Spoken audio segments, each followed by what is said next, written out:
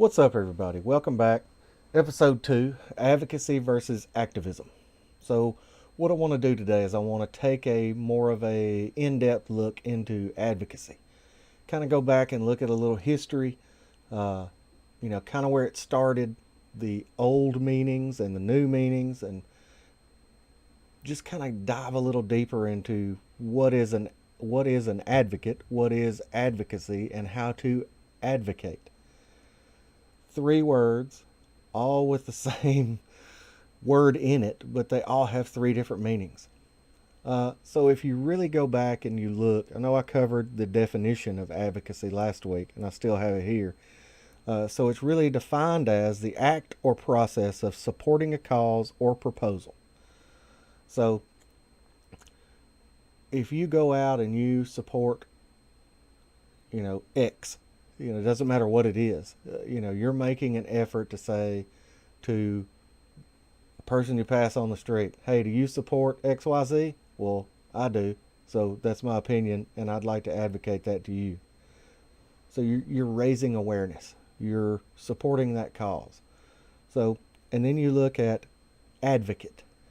Uh, an advocate is actually a person who pleads the cause, pleads the case of another. So, you're advocating for this cause and you're performing advocacy. So what you perform is advocacy, but the actual act of doing it is advocating. It's extremely confusing, I know, and I apologize. I just want to get kind of the meanings out of the way real quick so we can really get into more of the meat of what I have to show you guys. So, uh, an advocate can be, easy example of an advocate is a lawyer. Say you have to go to court for some reason. Well, your lawyer is going to be your advocate with the judge. He's going to speak on your behalf.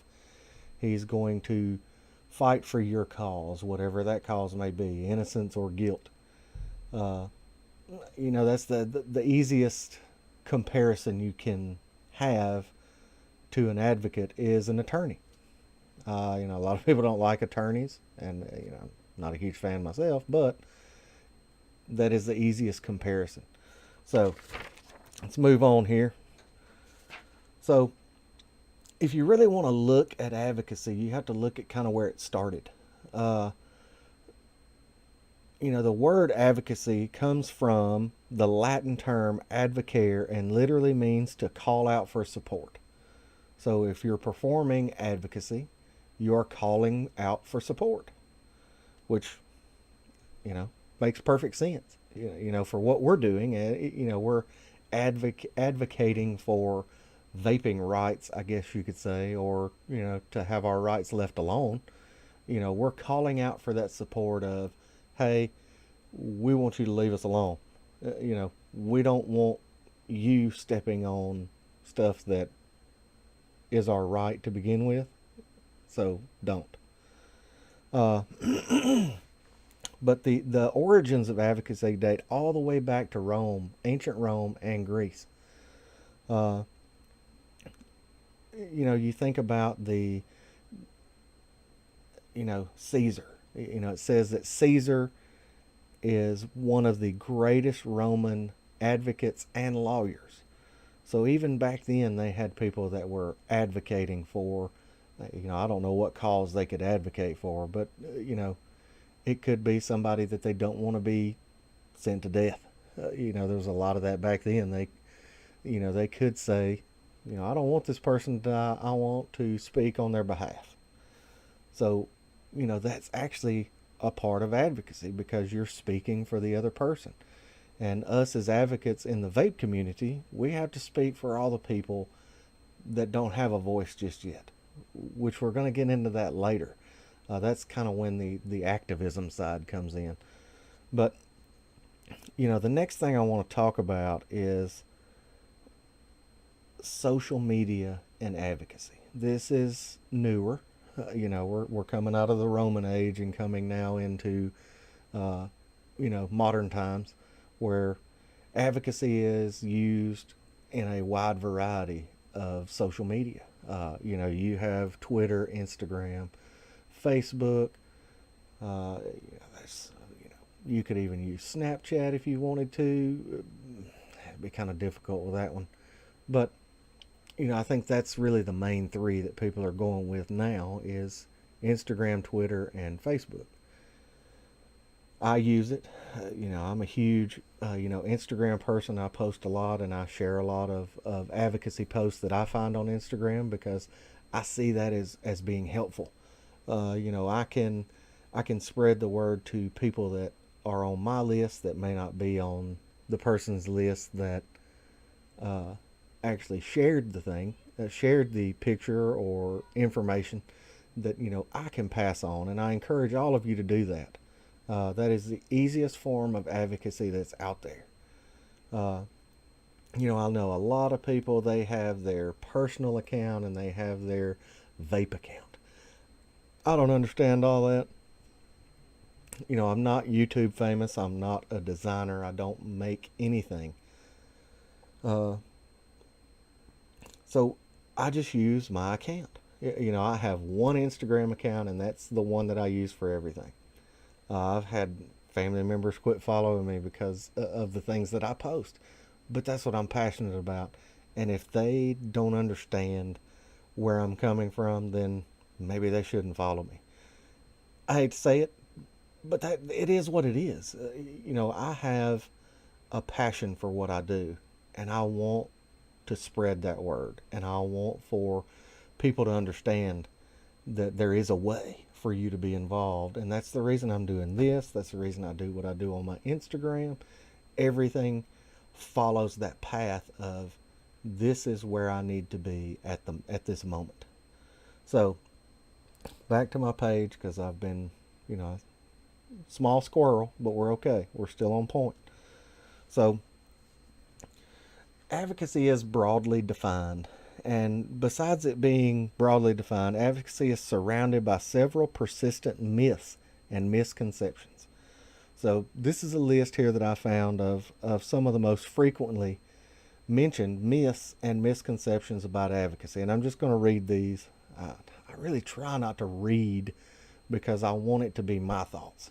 This is my channel, but some of this stuff is just better if you read it. So I'm going to read this real quick and we'll get through it.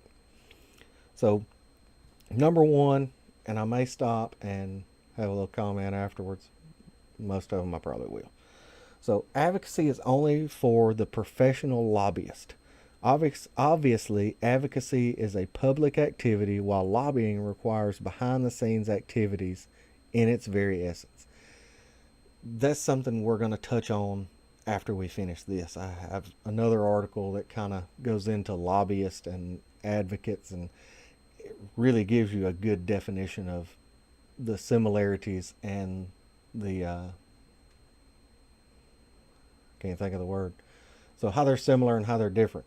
There we go. It's always a way to word it around where you need it to be because you can't remember a word. So here's number two. Advocacy is walking down the street with a bullhorn, or advocacy is rioting in a demonstration or protest rally. No. This myth mixes different concepts. Rallies are activism, which we'll cover next week, which are sometimes useful but not always effective advocacy. And that's a topic we're really going to get into next week is the bad light that's been shed on activism as a whole. I hate it. I hate that it's that way. There's got to be a way where we can change it. It may take time. I've got the effort. I hope you guys do too. So, number three, advocacy is the same as fundraising or donating to a charity. No. And then it says, again, as we said above, advocacy is all about initiating social change, which cannot be achieved by just collecting funds. Social change is often achieved with little or almost no monetary value. Think about that for a second. You can change somebody's life just by talking to them, just by expressing how you feel. by sharing your story, by listening. You can do that just by listening to their story. That may make a difference for them. So it doesn't matter about money. I mean, it does, but it doesn't. On on the larger scale, yes, money matters. On the person to person scale, where we are, where we're trying to make an impact, money has no place, honestly, because it doesn't cost you anything to talk to somebody other than the gas to get to where you were, and you were probably there to do something else anyway. So, number 4, advocacy consumes a lot of time. I'm too busy to get involved in advocacy. No. I hate to tell you, it really doesn't. So, what they say is advocacy doesn't have to be complicated and time consuming. A properly planned and organized campaign requires small actions from many people rather than big ones from a very few. That's huge, because if you're involved in a bigger group, if you surround yourself with like-minded people, and that's one of my favorite words, is like-minded people. Of course, my favorite people to be around, like-minded people. So, you get your group together, your core group, and you got to think that core group, you may have, 10 of your buddies. Well, how many of your buddies are married? Probably at least 8 out of 10. So more than likely you'll get six to seven, maybe even all 8 wives. You never know. So you've almost doubled your community at that point. If their husband or wife is so passionate about something, their husband or wife, spouse, however you want to word it, will probably get on board with it too, because they want to support their significant other. That's kind of the way my wife is. She doesn't mind me coming in here and doing these videos because she knows that I'm trying to make a difference, and I'm trying to improve not just my life but other people's life by showing them how much they can make an impact on the world. So I mean, it's really big. So that's kind of what they're saying. If you have 10 people doing a lot of small things, where you don't have to have 3 people doing all the big things, and that's a big thing to really think about, because you really do need that. If you go into this wholeheartedly, I'm going to do this on my own, I'm going to do it, I'm going to do it, I'm going to do it, I hate to tell you, you can't and you don't need to do this alone.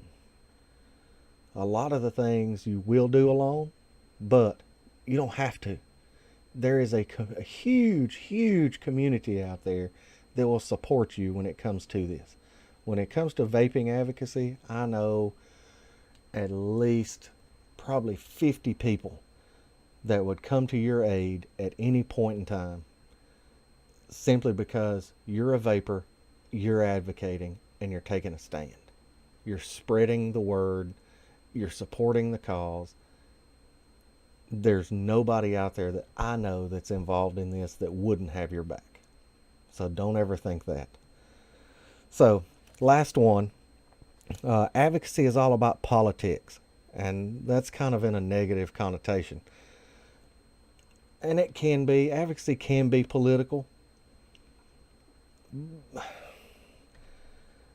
But that kind of gets into that lobbyist and advocate. There are some similarities and differences, and we'll get into that in a minute. But it's what they say is it's more often social and intellectual, focused on speaking out on behalf of people without a voice.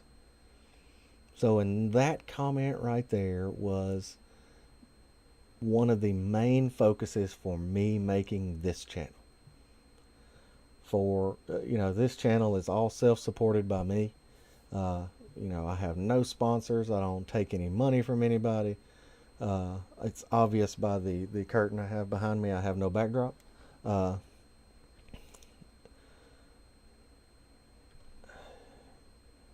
don't want to take money from anybody. I don't need money from anybody to do this, to come on here to give you guys what I've found is very satisfying for me to know that I can go out and I can make a difference. So there's your squirrel for the day, because that's so not on subject. But so what I was talking about was intellectually focused on speaking out on behalf of those without a voice. And that's what inspired this channel, because everyone has a voice. And by voice, I don't necessarily mean speaking. Everyone, better way to word it with me, everyone has a role. Everyone has a place. One of the best things that somebody taught me, and I'm not going to mention any names, but it used to be an old boss of mine. He always talked about people being in the right seat on the bus. And it kind of didn't make sense. Well, he just wasn't in he wasn't in the right seat on the bus, so we had to move him. Which what he's talking about is, you got to have the right person driving. You got to have the right person promoting. Another analogy of it is parts of an engine. You can have the engine that can drive everything, but without a transmission, you can't go anywhere. We have the engine there, but we need more transmissions. We need more things that are able to drive that engine to where it needs to be. And, a lot of people probably laugh at that, but, I really kind of liked it. So, okay, now we've covered that, what advocacy is, a couple of myths about, what it is, what it isn't. So, but one thing I wanted to talk about with this article is, no, wrong article, my bad. Okay, so it's not that one, it's this one. Bam. So, this one it's a really good article, and I'll put the link to this. This is one of the best ones I've found about advocacy, just advocacy as a whole. It has nothing to do with vaping. This is just advocacy as a whole. So, but this will teach you the basics. So you can take this and you can adapt this into vape advocacy. Because it doesn't matter, advocacy is advocacy no matter how you put it. So, this is, what was this off of? I don't remember. Let's see. The Salsa Labs blog. So, and, this is kind of what is the definition of advocacy. But it goes into a lot of other things that we'll just kind of hit highlights on, because we're pushing it on time. I like to keep these around 20 minutes. Have a tendency to go a few minutes over, and I apologize. But, what this is talking about, it says organizations typically use advocacy to advance these goals, and it gives 3 different ways, or 3 different things that they use to advance the goals. Raise awareness, create change, and movement building. So that's where we need to be. We need to take this to raise the awareness of our rights to keep vaping where it is. As consenting adults, I'm above the age of 21. Everybody else I know that vapes is above the age of 21. So there's no reason to try to take it away from us. Simply because of Big Tobacco's not getting their money, or the state's going to lose their, I can't remember what the acronym is, but their money from the tobacco lawsuit. So, we need to create the change. We're raising the awareness. We need to create the change, which comes into your representatives. And, if they're not supporting it, get them out, vote them out, put somebody else in there, and make sure they support it. So, and the movement building. That's where you spreading the word, not just to other vapors, but to everybody. You may have somebody out there that doesn't vape, but vaping doesn't bother them. Kind of one of those to each his own. I guess you could say a libertarian, from what I've read and what I understand about that is, libertarians kind of have the view of you can do whatever you want to until it affects me, and then I'm going to have an opinion on it. Excuse me. So, you need to get out there and you need to express that to everyone. But I know everyone can't do that. So that's where other roles are going to come in later. So, there's many types of different advocacy campaigns. It's important to draw, this is what this says. It's in any case, it's important to know how to draw the line between which act falls under advocacy umbrella and which acts do not. It's important that we discuss advocacy in relation to two terms that it's often paired with. You get advocacy and you get activism, and you get advocacy and you get lobbying. So advocating and lobbying is a lot alike, but lobbying is always advocacy, but advocacy is not always lobbying. So if you get into that, it's kind of helpful, but not. So, you look at lobbying. So when you're lobbying, you're influencing legislation. So, you're lobbying for this side of which way you want this to go. You're lobbying for gun rights, you're lobbying against gun rights, you're lobbying for vaping, against vaping. So, but as an advocate, you don't have, well, here you go. What this says is lobbying is a method of advocacy, and there are caps on the extent of which your organization can lobby according to federal tax law. So with lobbying, there's a little money changing hands, from one to the other. And there is a limit on that. For advocating, there is no limit because there is no money changing hands. You're there to influence the outcome simply by stating your story, stating your facts, backing it up with research. Sorry, I'm tired.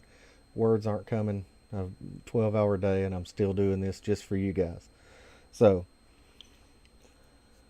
and this goes on into what we're going to cover next week about activism versus advocacy. So, what I want to cover last, real quick, I promise, because I know I'm over 20 minutes, but I feel like I'm going to keep going, so I'm just going to keep going. So, this is what I have for last, and it's kind of what kind of activities does advocacy, or what kind of activities compromise advocacy work? So, there's a lot of things that you could consider advocacy. And, it's talking to other people, sharing different things on your Instagram, sharing different things on your Facebook, going to the town halls and the rallies and trying to get people to understand what we're trying to do and get people to understand where we're trying to go with this, because a lot of people don't understand it. And the more knowledge that we can put out there, the better people will understand where we're trying to go. And that's really what we want to do. So this covers, some activities that comprise advocacy work. And it's, number one, organizing. Communities, mobilize people in their communities to speak up and advocate for different campaigns. This one they mentioned is a campaign to increase investment in teen programs in Chicago. And that's just people going out in their communities and saying, hey, we would like for you to consider if we could maybe, find an investment to go into teen programs to keep teens out of the street. Perfectly understandable. I don't really know if we would go out into our communities and talk to our neighbors about vaping, but hey, you can. There's nothing stopping you from doing it. So this one says, the next one is educate your legislators. A lot of people don't think of that maybe they don't have all the information that they need, so they don't really know where they stand on this. Maybe not. So that's another thing we really need to work on is educating our legislators, and I think that one's a huge one. Uh,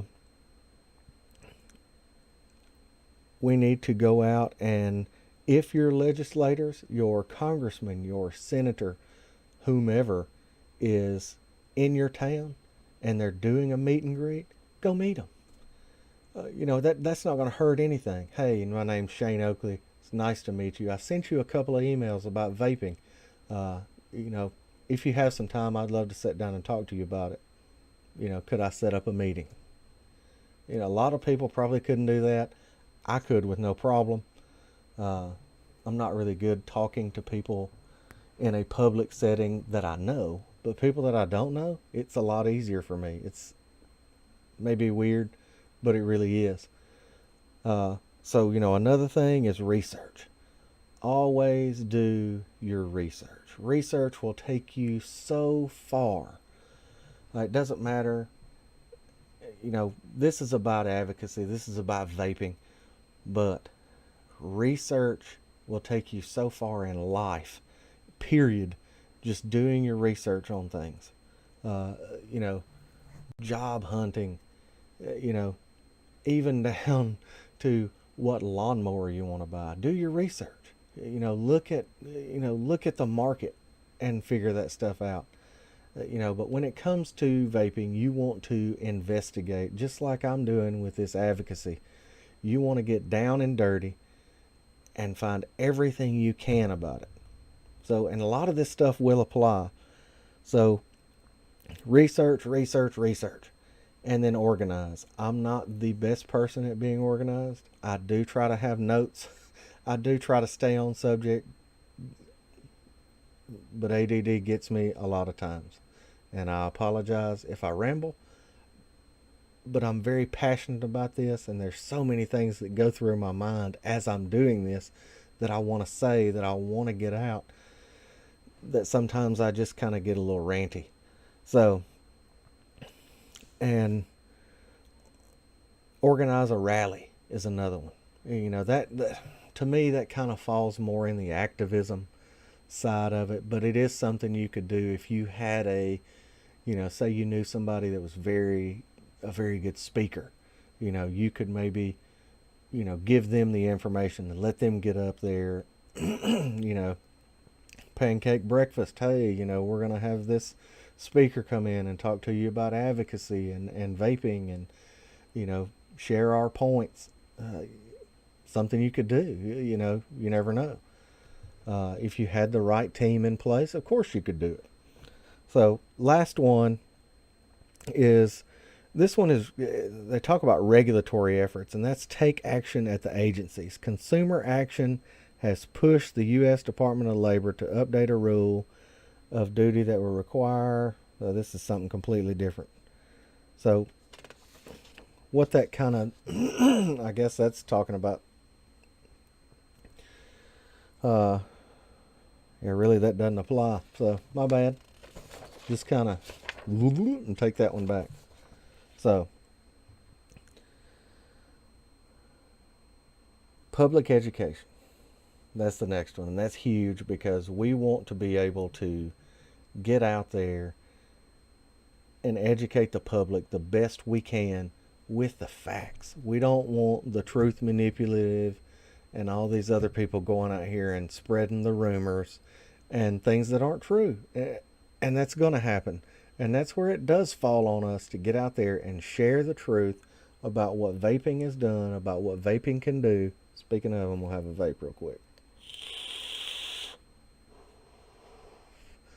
The profile unity on the Shogun.